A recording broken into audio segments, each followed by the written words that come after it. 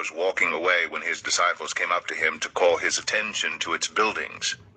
"Do you see all these things?" he asked. "Truly I tell you, not one stone here will be left on another. Every one will be thrown down." As Jesus was sitting on the Mount of Olives, the disciples came to him privately. "Tell us," they said, "when will this happen? And what will be the sign of your coming and of the end of the age?" Jesus answered, "Watch out that no one deceives you. For many will come in my name, claiming, 'I am the Messiah,' and will deceive many. You will hear of wars and rumors of wars, but see to it that you are not alarmed. Such things must happen, but the end is still to come. Nation will rise against nation and kingdom against kingdom. There will be famines and earthquakes in various places. All these are the beginning of birth pains. Then you will be handed over to be persecuted and put to death, and you will be hated by all nations because of me. At that time many will turn away from the faith and will betray and hate each other.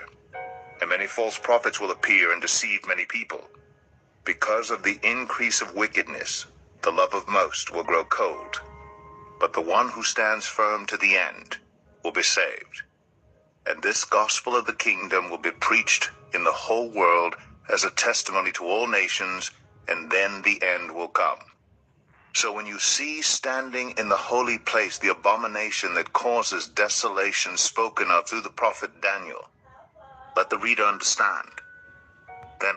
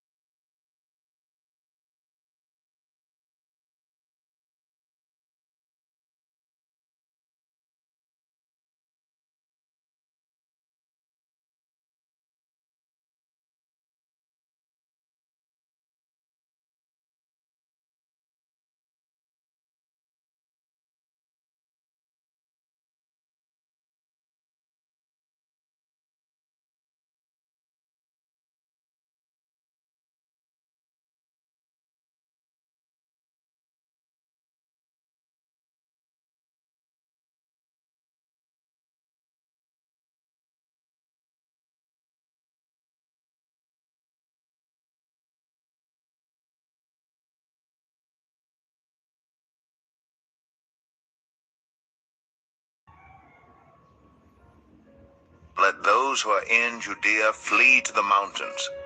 Let no one on the housetop go down to take anything out of the house. Let no one in the field go back to get their cloak. How dreadful it will be in those days for pregnant women and nursing mothers. Pray that your flight will not take place in winter or on the Sabbath, for then there will be great distress, unequaled from the beginning of the world until now, and never to be equaled again. If those days had not been cut short, no one would survive. But for the sake of the elect, those days will be shortened. At that time, if anyone says to you, "Look, here is the Messiah," or "There he is," do not believe it. For false messiahs and false prophets will appear and perform great signs and wonders to deceive, if possible, even the elect. See, I have told you ahead of time. So if anyone tells you, "There he is, out in the wilderness," do not go out. Or, "Here he is, in the inner rooms," do not believe it. For as lightning that comes from the east is visible even in the west, so will be the coming of the Son of Man. Wherever there is a carcass, there the vultures will gather. Immediately after the distress of those days, the sun will be darkened, and the moon will not give its light.